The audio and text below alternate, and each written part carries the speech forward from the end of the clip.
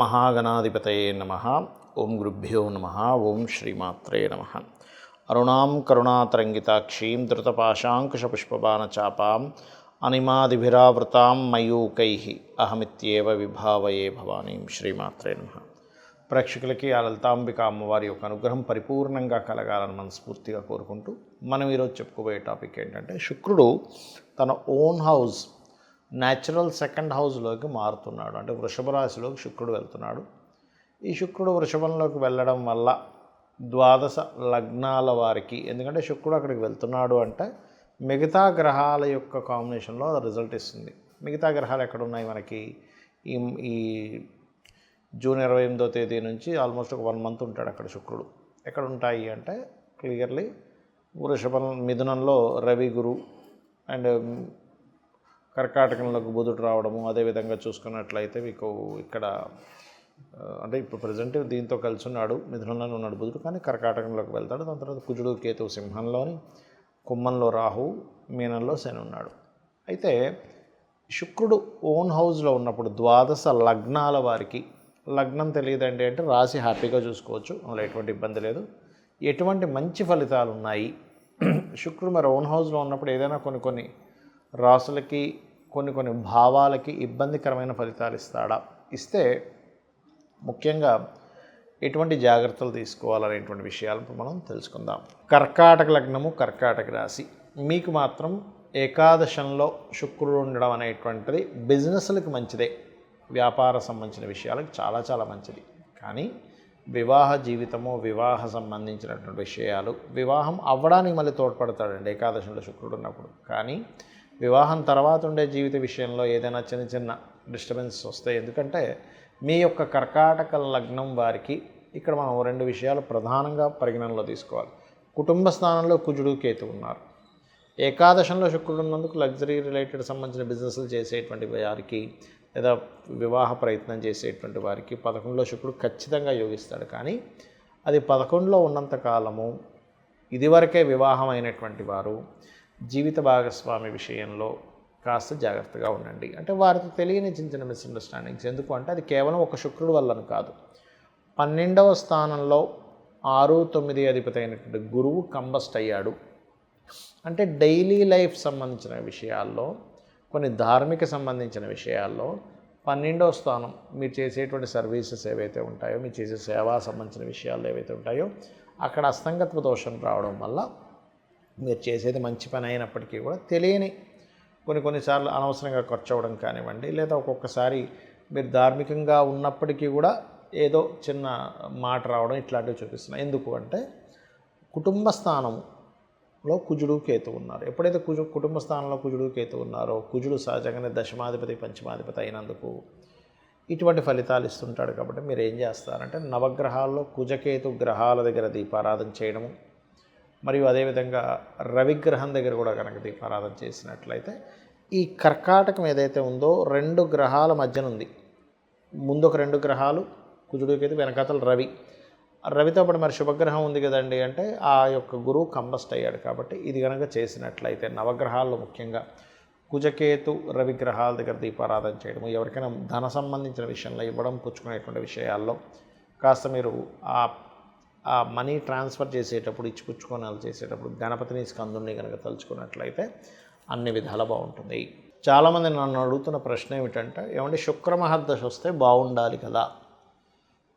నేను మీకు ఇప్పుడు యూట్యూబ్లో కొన్ని స్టూడెంట్స్ కోసం కొన్ని కేస్ స్టడీస్ పెడుతూ ఉన్నా. అంటే శుక్రదశ అనుకుంటాం మనం. శుక్రుడు కనుక ఎలాంటి పొజిషన్లో ఉంటే అద్భుతంగా యోగిస్తాడు, ఎలాంటి పొజిషన్లో ఉంటే యోగించడు అని. ఎందుకంటే దానికి ఒక రూల్ ఉందండి. ప్రతి గ్రహానికి ఒక ప్లానెట్ గనక ఒక లగ్నం నుంచి ఫలానా స్థానంలో ఉంటేనే ఆ యోగం అనేటువంటిది అద్భుతంగా ఉంటుంది. ఆ స్థానంలో లేనప్పుడు అది నీచభంగ రాజయోగాలు కూడా ఒక్కోసారి ఇబ్బంది పడతాయని చెప్తూ వస్తున్నా. అందుకని మీరు అర్థం చేసుకోవాల్సింది ఏంటంటే, శుక్రుడు అనగానే అద్భుతం, గురువు అనగానే అద్భుతం, లేకపోతే శని అనగానే నీచం అని అనుకోకండి. అది ఎలా ఇస్తుంది? ఎందుకంటే మీరు అర్థం చేసుకోవాల్సింది, ధనము ఒకే రూపంలో రావట్లేదు ఈ ప్రపంచం మొత్తం కూడా.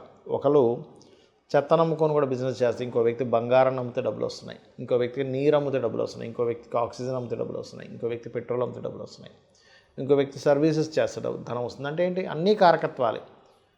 ఈ నూనె ఐరన్ ఇదంతా శని.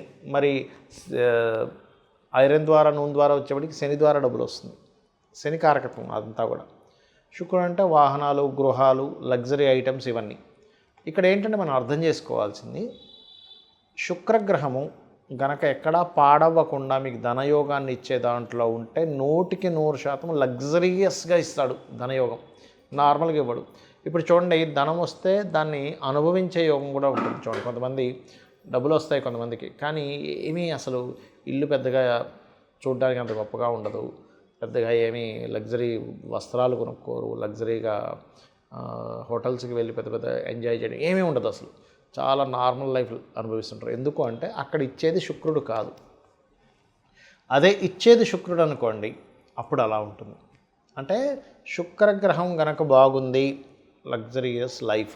అయితే ఇది ఎంతవరకు కరెక్ట్? అది బాగుందా లేదా? శుక్రదశ వస్తే లగ్జరియస్ లైఫ్ కాదు, బాగా అర్థం చేసుకోండి. శుక్రుడు బాగుండి మహాదశ వస్తే లగ్జరీ లైఫ్. శుక్రుడు పాడైపోయి మహాదశ వస్తే ఉన్న లగ్జరీ లైఫ్ కాస్త పోతుంది. ఇది అర్థం చేసుకోండి. మరి ఎలాగా? చాలామంది ఆశతో ఉంటారు, ఏమంటే నాకు శుక్ర మహాదశ రాబోతుంది, అద్భుతం, ఆహా ఓహో అని. కొన్ని లగ్నాలకు మాత్రమే శుక్రుడు మంచివాడు. ఇప్పుడు ధనుర్లగ్నం ఉంది, 6లో ఉన్నాడు శుక్రుడు. లేదా ఏ లగ్నం నుంచి అయినా 6లో కానీ 11లో కానీ శుక్రుడు ఉంటే మొట్టమొదటిగా మీరు చేయవలసింది ఏమిటంటే, 6లో ఉంటే స్త్రీ శాపం అంటారు దాన్ని. అంటే పురుషులకు కూడా స్త్రీ శాపం ఎలాగో స్త్రీలకు కూడా స్త్రీ శాపం అంటే ఏంటి? ఆడపడుచు రూపంలోనో, అత్తగారి రూపంలోనో, ఇంకో స్త్రీ మూలంగానో ఏదో రూపంలో వాళ్ళకు వచ్చి ఇబ్బంది పెడుతూ ఉంటారు. అంటే ఆ పూర్వజన్మలో చేసుకున్న కర్మ అది. కావున మీరు అర్థం చేసుకోవాల్సిన విషయం ఏంటంటే, శుక్రగ్రహం ఎక్కడుంది? 6, 11లో కాకుండా 12లో ఉంటే చాలా మంచిది, ధనస్థానంలో ఉంటే చాలా మంచిది, 4th హౌస్లో ఉంటే కూడా మంచిదే, పర్లేదు, ఎందుకంటే ఇస్తాడు. కాకపోతే ఇక్కడ ఏంటి, పాపకత్తెరలో ఉందా, శుభకత్తెరలో ఉందా?